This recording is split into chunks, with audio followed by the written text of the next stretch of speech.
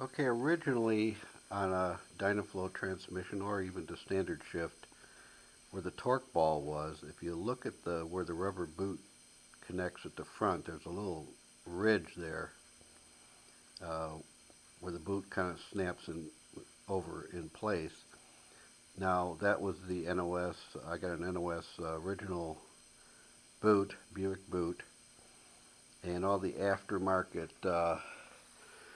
retainers don't have any ridge on. They're just round. So the rubber boot just kind of slips on there and it kind of fits. And if you jack up the car, sometimes it'll pop off like that and expose it.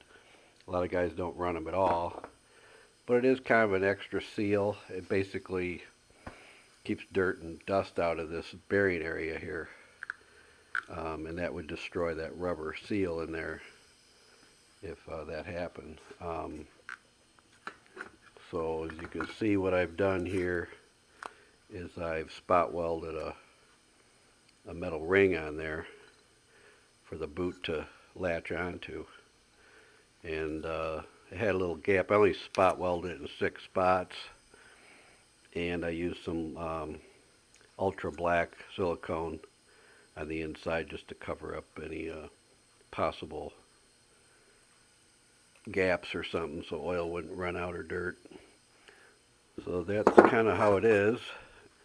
And I'll be getting this thing back on, getting it put together. Hopefully get that transmission in.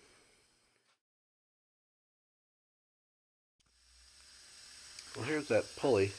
I bought the pulley at a hardware store. It looks like it's a 4-inch. And it's steel, and that's what I wanted. And what I did, I cut the lip off of that.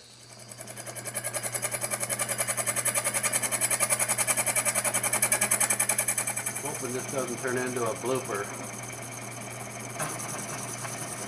I'm just cutting it really slow. If I screw up on this side, I guess I got the other side I could try. We'll see how it goes. I'm a little nervous about when it starts to break through. It could bend that thing all the heck. I don't know. Find out here in a second.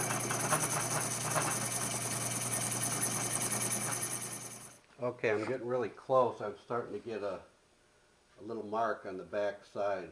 So destruction could happen at any second here.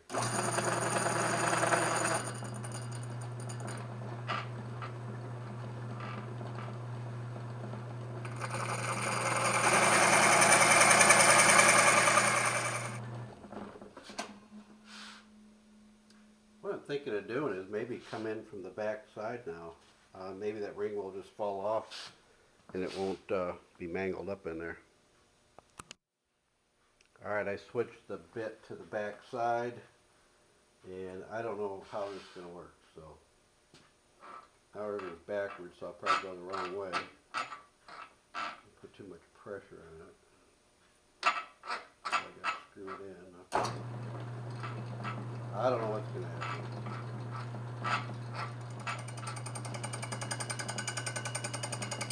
Alright, do or die here, folks.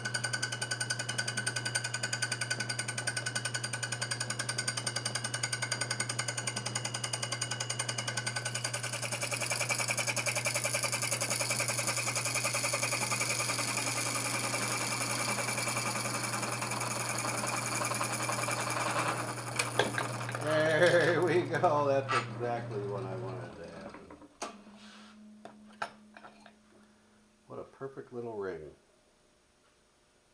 And that's what I need to go on that torque ball seal adapter. And I may have to trim it a little bit, but if I screw it up, I got one more side here. Cool. I'm going to go have some pizza. Okay, I've got the torque ball reinstalled, and I just put one gasket and or shim between each plate and used sealer on that.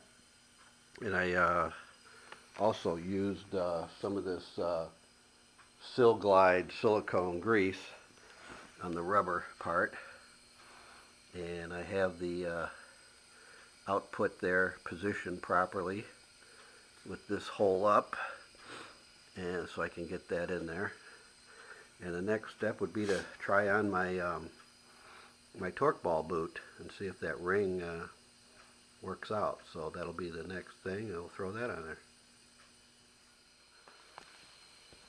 Alright, I got the torque ball boot slid over and got it hooked over that edge. And now when this goes up and down, the boot doesn't pop off the edge there. So that's a nice feature. Now obviously you don't even need this boot theoretically, but in 1955 this car came with a different style torque ball housing here, and had a boot on it, and I wanted it to look original. So all you guys out there that you know, want everything exactly the way it was, I guess you could go through the trouble of doing all this, but it's really not necessary.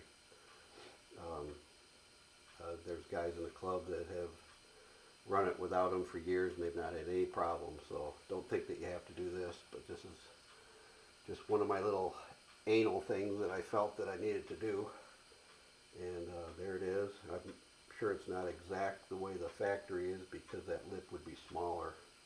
They had to stretch this pretty tight to get over that, but it's just keep a little dirt, moisture out, and I think now I'm pleased with that. I can get ready to put this trans back in.